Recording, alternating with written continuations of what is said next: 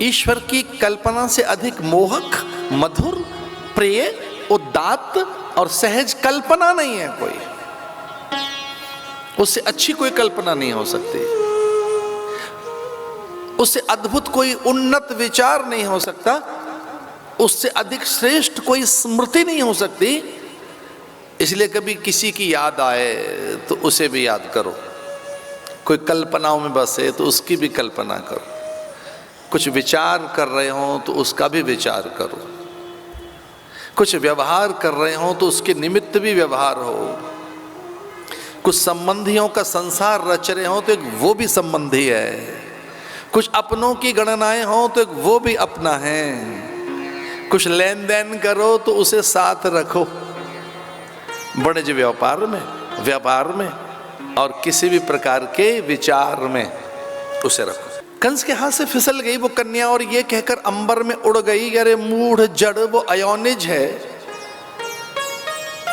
वो महाकाल है, वो अकाल पुरुष है, अयोनिज है। आज्ञा नहीं अन्यथा तो अपने श्वास से मैं तुझे निगल लूं, उदरस्थ कर लूं। मैं स्वयं उसकी चेरी चाकरी करने वाली, मैं स्वयं उसकी अनुचरी माया, मैं योग माया, मैं एक श्वास में ही तुझे उदरस्थ कर सकती हूं। इस पूरे जगत को भी आज्ञा नहीं है स्वामी की। ऐसे कह अंबर में उड़ गई, अनेक भुजाएं उसकी, और आकाश में एक विशेष प्रकाश के साथ वो अनुभव में आई कंस को, और वहां से खिलखिलाकर हंसते हुए कह रहे थे, अरे मूढ़ जड़, वो देवकी का 8वां पुत्र पैदा हो चुका है, मैं उसकी चेरी हूं। स्वामी का आदेश नहीं अन्यथा तो मैं तुझे अपनी श्वास से ही अपने भी उदर में समा लेते। इसलिए कंस ने फिर पूतना आदि से कहा कि भाई देखो पता लगाओ वो कहां गया। और इससे पहले पूतना ब्रज में आए भगवान देवादिदेव महादेव चंद्रमौलेश्वर, भगवान केदारेश्वर, भगवान हमारे प्यारे से मृत्युंजय पारदेश्वर, भगवान हमारे तारकेश्वर ताड़केश्वर चल पड़े।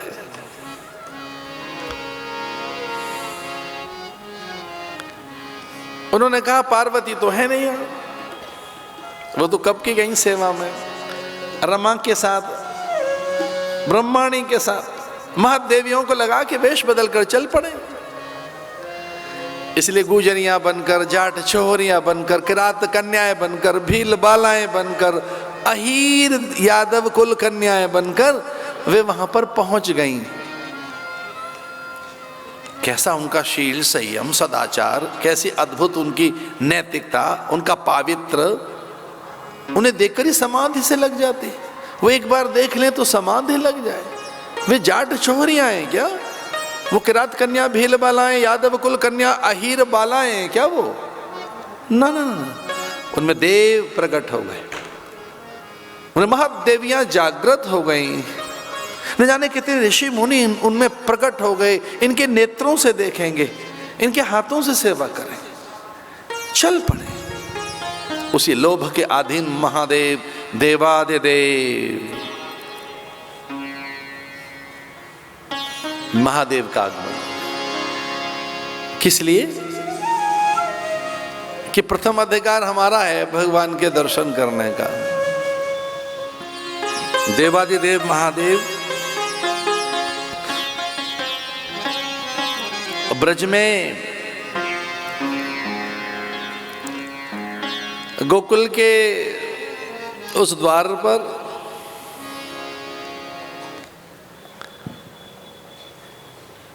जहाँ नंद की कई जन्मों की साधना का सुफल माधव मुकुंद बनवारी के शव के रूप में, यशोदा की भी, तो एक माँ वो जो सत्साधना है, जिसके साधन का ज्ञान है उसे और जगत को। एक माँ वो जो जगत से अपरिचित है, अजान है, ऋषि भी उसकी साधना से अपरिचित हैं। इसी को उत्तम कोटि की साधना कहा गया। पात्र बने आप, अधिकारी बने, तो जैसे ही आप अधिकारी बनेंगे देव आपके द्वार पर होंगे। आपकी पात्रता जैसे ही सिद्ध होगी आपका समाधान होगा। संत के रूप में, गुरु के रूप में, विचार, साधन, व्रत, नियम और किसी उपवास के रूप में, अथवा आपके भीतर सत, प्रेरणा, त्याग और औदार्य के रूप में भगवान प्रकट होंगे। वो नबी आए शंख चक्र गदा पद्म मकराकृति कुंडल शेषशाही बनकर। वो नबी आए शेर पर सवारी करने वाली दुर्गा, हंस वाहिनी, कमलासना माँ लक्ष्मी, अथवा चतुरानन, षडानन, गजानन, अथवा वो गदाधर वीर बजरंगी हनुमान, अथवा त्रिशूल धारण करने वाले भगवान मृत्युंजय। लेकिन एक सच है कि उनकी प्रेरणा, उनकी दिव्यता, उनके कुछ अंश, कला, विभूति आप में प्रकट होने लगेंगे। ऐसा हो नहीं सकता कि आप जिसका स्मरण करें उसकी विभूति, उसका वैभव, उसके अंश, उसकी कला से आप अपरिचित रहें अथवा वो आप में प्रकट न हो। साधन से इष्ट की अनुकृति, प्रतिकृति, प्रतिमूर्ति, प्रतिरूप, प्रारूप, समरूप, अनुरूपता प्रकट होने लगती है। ये तो कभी कोई छोटा बच्चा जैसे कंचे गोलियों से खेले, वैसा ही मेरा भी शब्दों से खेलने का मन होता है कि कोई शब्द लिया जाए और उसके साथ खेले, उसके अलग अलग अलग अलग रूपों की भिन्न भिन्नताओं में उसके अर्थ, नीति और उसके विचार विपर्य और उसके संकल्प के आसपास रहा जाए, उसके विमर्श में मैं खो जाऊं। तो ऐसा कैसे हो सकता है कि भगवान का हम ध्यान करें, उसकी विभूति, विद्या, उसकी कला, अंश, रूप, गुण, उनके स्वभाव, चर्या, प्रकृति, उनकी अनुरूपता, समरूपता, प्रारूपता, प्रतिरूपता, प्रतीकता, प्रतिबिंबता हम में प्रकट न हो। ऐसा हो ही नहीं सकता कि शिष्य के भीतर गुरु न दिखाई दे। वो जरूर दिखाई देगा। वो विचार में, साधन में, व्रत में, स्वभाव में, चर्या में, भास में, मुद्रा में, उसकी किसी भी प्रकृति में। भाई गुरु तो झांक के देखेगा ही। ऐसे कह सकता है कि बाप न दिखाई दे बेटे में? बेटे में कभी तो बाप दिखाई देता है, कभी तो माँ दिखती है। कई तो कहते हैं चाचा ताऊ दिखाई दे रहा है। कुछ लोग तो इतना मातृपक्ष का आदर करते हैं, ना ना भैया इसमें तो मामा दिखाई दे रहा है। मातृकुल के गुण, मातृ से मातृगुण इसमें प्रकट हुए इस बालक में। इसका अर्थ क्या हुआ?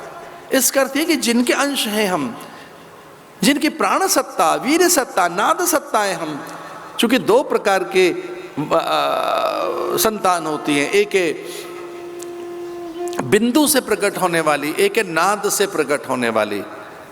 जो बिंदु संतान है वो ये पिंड है, ये देह है, ये माता पिता की बिंदु रज वीर्य से प्रकट हो गया ये शरीर।